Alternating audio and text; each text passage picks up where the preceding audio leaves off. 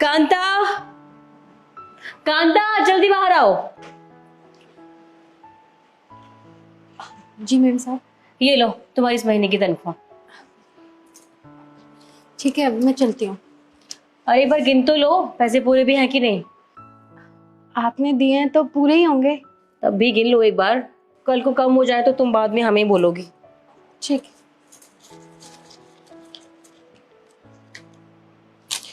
Ma'am साहब, इसमें तो 1000 रुपये कम है।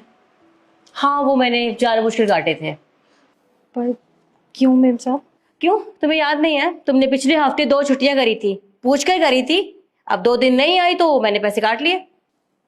पर मैम साहब, मैंने बड़ी मैम साहब को बताया था, मेरे माँ बाबूजी आए थे गांव से, उन्हें बस मंदिर घुमाने लेके गई थी। ओ अच्छा, माँ बाबूजी तुम्हारे ही आए, घुमाने तुम लेकर जाओ और हम पैसे ना काटे। हाँ, अब तुम 2 दिन नहीं आई तो हमने किसी और को तो बुलाना ही था ना। अब उसको मैंने पैसे दिए और वो पैसे मैंने तुम्हारी सैलरी में से काट लिए, बस बात खत्म। और अगली बार से ध्यान रखना। अब जाओ, काम हो गया तो।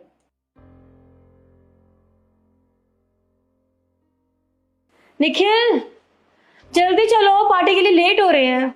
आया।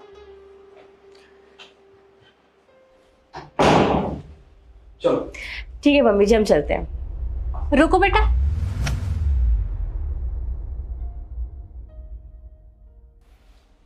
वो बेटा मैं कह रही थी कि सेक्टर 75 में ना अभी अभी नए फ्लैट तैयार हुए हैं, तो मैं सोच रही थी कि उनमें से एक फ्लैट तो बुक कर दे और आते समय हाफ पेमेंट भी कर देना। क्या माँ, क्या कह रही हो आप? शिखा देखा तुमने माँ क्या बोले जा रही हैं?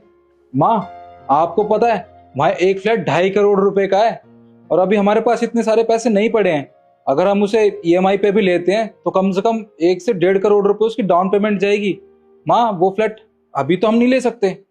अरे बेटा तू कैसी बात कर रहा है, पैसे हैं तो हमारे पास, बहू के पास बहुत सारे पैसे हैं। अरे वो ना बहुत सारी सेविंग्स करती है और अब तक तो उसने बहुत सारे पैसे जोड़ लिए होंगे।